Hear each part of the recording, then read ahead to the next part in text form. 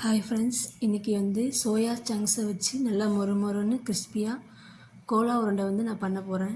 அதுக்கு வந்து ஒரு பேனில் வாட்டர் வந்து ஊற்றிக்கோங்க. ஊற்றிட்டு அதில் சோயா சங்க்ஸ் வந்து போட்டுக்கோங்க.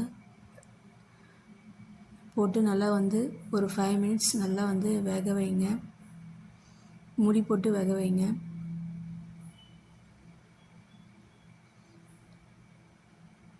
நார்மலாக நான்வெஜ்ஜில் இது செய்வாங்க, ஆனால் நீங்கள் இதில் செஞ்சு பாருங்கள். நான்வெஜ்ஜே தோற்றுரும். இதில் வந்து சூப்பராக இருந்தது. வெஜிடேரியன் ஆளுங்களுக்கெல்லாம் இது ஒரு நல்ல வாய்ப்பு. நீங்கள் செஞ்சு கொடுத்தீங்க அப்படின்னா நல்லா சாப்பிடுவாங்க.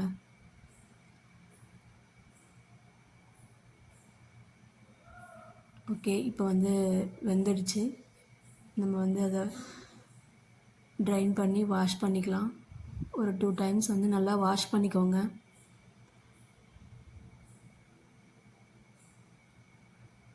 குடிக்கிற தண்ணியில் வந்து வாஷ் பண்ணிக்கோங்க. வாஷ் பண்ணிவிட்டு அதுக்கப்புறம் நல்லா வந்து தண்ணியை ஸ்குவீஸ் பண்ணி விடுங்க. நல்லா பிழிஞ்சு எடுத்துக்கோங்க.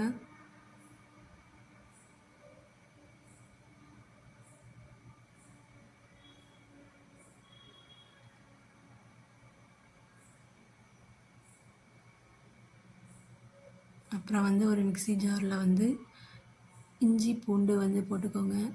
அதுக்கப்புறம் கொத்தமல்லி, புதினா,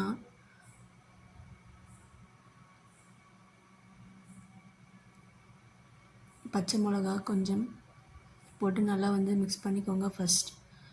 அதுக்கப்புறமா வந்து அதிலையே நம்ம சோயா சங்க்ஸை வந்து ஸ்மாஷ் பண்ணி வச்சுருக்கோம்ல, அதை வந்து போட்டுக்கோங்க.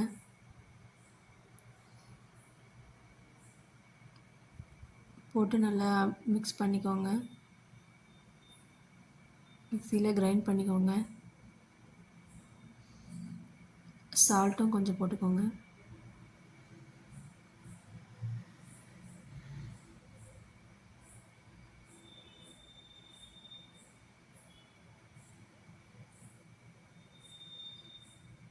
நல்லா வந்து கொஞ்சம் கொரப்பாக அரைச்சிக்கோங்க.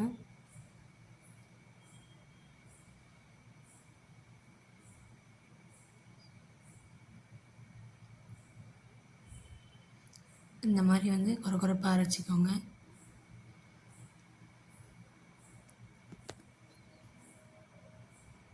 இதில் வந்து பொட்டுக்கடலையை வந்து நான் வந்து மிக்சியில் போட்டு கிரைண்ட் பண்ணி போடுறேன்.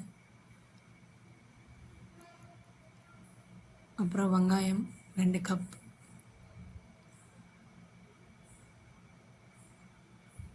அப்புறம் கரம் மசாலா, அப்புறம் வந்து சோம்பு கொஞ்சமாக போட்டு நல்லா மிக்ஸ் பண்ணி விடுங்க.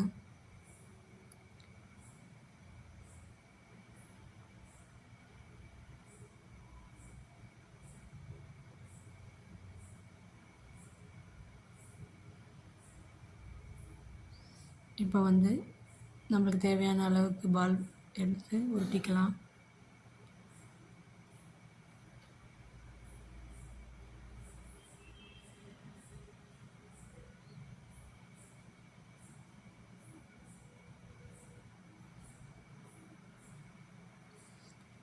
நான் வந்து மைதாவை கரைச்சி வச்சுருக்கேன்.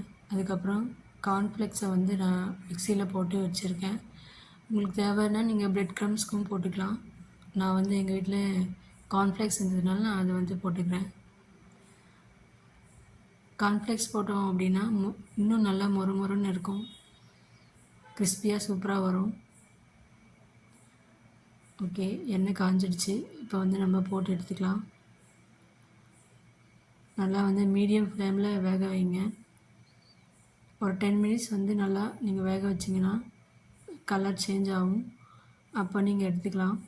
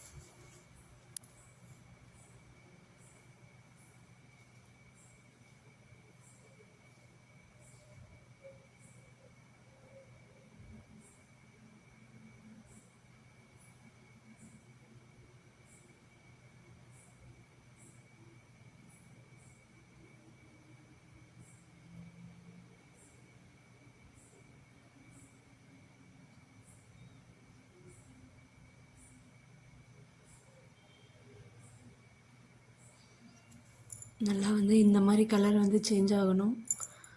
சேஞ்ச் ஆனதுக்கப்புறம் நம்ம எடுத்து ஒரு பிளேட்டில் வச்சுக்கலாம். அகைன் நான் இன்னொரு பேட்ச் வந்து போடுறேன். இதுவுமே நல்லா கிறிஸ்பியாக ப்ரௌன் கலரில் சேஞ்ச் ஆனதுக்கப்புறம் எடுத்துக்கோங்க.